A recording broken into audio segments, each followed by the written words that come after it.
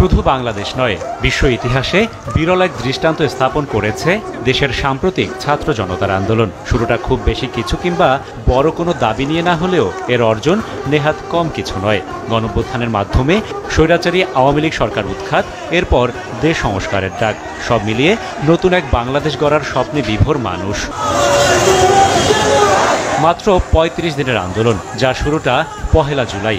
এক পর্যায়ে আন্দোলনকারীদের উপর নির্বিচারে চলে গুলি, হত্যাযজ্ঞ। অবশেষে গত ৫ আগস্ট ছাত্র জনতার আন্দোলনে দেশ ছেড়ে পালাতে বাধ্য হন সাবেক প্রধানমন্ত্রী শেখ হাসিনা। এই অর্জনের ভাগিদার দেশের মুক্তিকামী আপামর মানুষ হলেও পেছনের শক্তি হিসেবে কাজ করে বৈষম্য বিরোধী ছাত্র আন্দোলন, যাদের ডাকে এক কাতারে সামিল হন দেশের আপামর মানুষ। নতুন দেশ প্রাপ্তির ১ মাস পর নিজেদের পরবর্তী কর্মসূচি ও রূপরেখা তুলে ধরতে ঢাকা বিশ্ববিদ্যালয়ের টিএসসিতে সংবাদ সম্মেলন করে বৈষম্য বিরোধী ছাত্র আন্দোলন। কথা বলেন বেশ কয়েকজন সম্মুখ সারির সমন্বয়ক।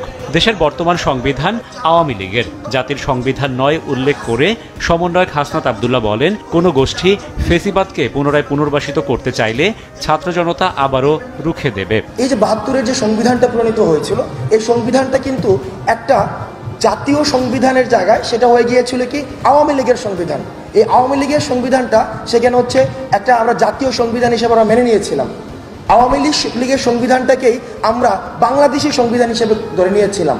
অর্থাৎ দেখেন, একটা দলের সংবিধানকে যখন একটা দেশের সংবিধান হিসেবে চাপিয়ে দিতে চায়, সেই জায়গাতে হচ্ছে ফেসিবাদের প্রথম বীজটা বপন করে দেওয়া হয়।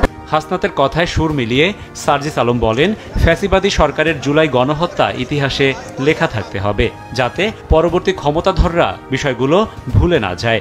আমরা যে ওই ফ্যাসিস্ট যে কোনো সরকার কার কোনোদিন গ্রহণ করতে প্রস্তুত নই, আমরা যে তাদেরকে ঘৃণা করে প্রত্যাখ্যান করছি, করব, সেই মেসেজগুলো থাকতে পারে।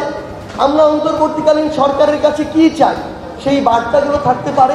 আমরা কেমন বাংলাদেশ চাই, সেই কথাগুলো থাকতে পারে। ক্ষমতার রদবদল হলেও দুঃশাসন একই রকম রয়ে গেছে বলে মন্তব্য করেন সমন্বয়ক বাকের। গতকাল দেখেছেন বঙ্গবাজারে, সেখানে আওয়ামী লীগের একজন কমিশনার, মহিলা কমিশনার চামিলি, এবং তার সাথে যোগ দিয়েছিল যে বিএনপির শাহবাগ থানার নেতা শপথ। এই দুইজনের যোগ সাজসে এরা সংবাদ মাধ্যমের বা মুক্ত বাক স্বাধীনতার আসলে গলা চেপে ধরতে চেয়েছিল। আমি প্রশ্ন রাখতে চাই, যাদের হাতে মুক্ত বাক স্বাধীনতা কোনো নিশ্চয়তা নাই, তাদের হাতে কিভাবে একটি বিপ্লবী রাষ্ট্র সংহত থাকবে, সুসংহত থাকবে? আগামী ৫ সেপ্টেম্বর দেশের প্রতিটি জেলা, উপজেলা ও ইউনিয়নে জুলাই গণহত্যার নিহতদের স্মরণে শহীদি মার্চ কর্মসূচির ঘোষণা করে বৈষম্য বিরোধী ছাত্র আন্দোলন।